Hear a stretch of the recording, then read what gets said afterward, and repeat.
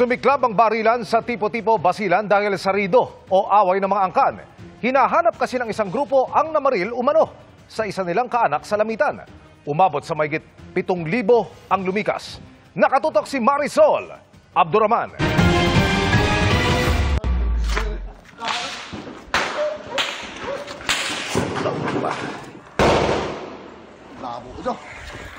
Umalingaw-ngaw ang mga putok sa bahaging ito ng tipo-tipo Basilan kaninang umaga.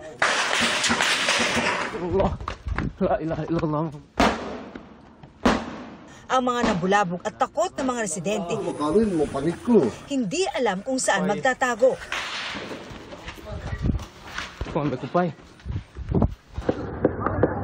Kumalat ang balitang under siege ang bayan ng tipo-tipo. Ayon kay Basilan Governor Mujib Hataman, pumasok kahapon sa tipo-tipo ang mga kaanak ng isang ustad na nabaril naman sa lungsod ng Lamitan. Kahapon yung family nung namatay pumasok sa tipo-tipo kasi meron na silang suspect sa level nila. So ang suspect nila ay nagkataon municipal guard ng LGU ng tipo-tipo. At meron pa raw iba. Gusto umano ng mga ito na kunin at isuko sa kanila ang suspect na ayon kay Hataman ay municipal guard ng tipo-tipo. Nagkaroon na anya ng pag-uusap. Pinaliwanag natin paano ang proseso. Una, suspect pa lang yon at ongoing yung investigation. Gusto nilang ma-ensure na magkaroon ng justice doon sa kapatid nila. We have to apply the rule of law. Hindi yung dahil napagsuspechahan nila, by force, kukunin na lang.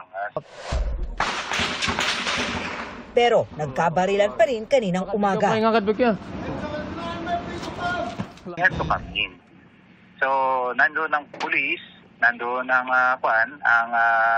military to intervene.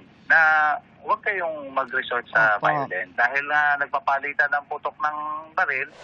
Doon na ng 11th Infantry Division, may mga nakisali ng mga lawless elements sa gulo. Meron pa kaming monitor ngayon.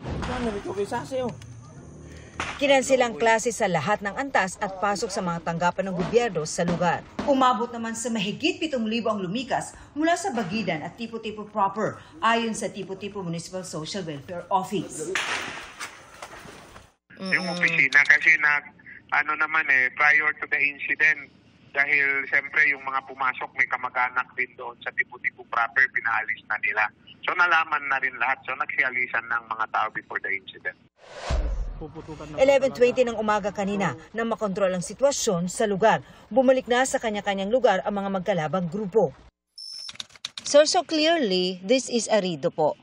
Yes, even from the mouth of the governor. Is the military and the PNP now are in full control of the situation? Yes, we are in full control of the situation. Sa isang pahayag, sinabi ni Hataman na lumagda sila sa isang joint statement of commitment kasama ang AFP, PNP at mga lokal na leader ng MILF upang mapababa ang tensyon at mapanatili ang kapayapaan. Sa gitna ng sitwasyon, humingi ng pag-unawa at pakikiisa si Governor Hataman sa mga taga-Basilan para itaguyod ang kapayapaan sa probinsya.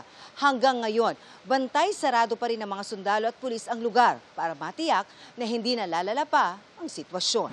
Ang Office of the Presidential Advisor on Peace, Reconciliation and Unity o PAPRO nagpaabot ng pakikiramay sa mga kaanak ni Ustad Nazmi Bahang Tarahin, ang nasawi sa Lamitan na mitya ng pagsugod ng mga kaanak niya sa tipo-tipo. Ayon kay Presidential Peace Advisor Carlito Galvez Jr., kinundi na nila ang karumal-dumal na kaharasang naging sanhi ng pagkasawi. Patuloy nilang binabantayan ang sitwasyon at sinisigurong umiiral ang mekanismo para sa kapayapaan. Para sa GMA Integrated News, Marisol Abduraman, nakatuto 24 oras.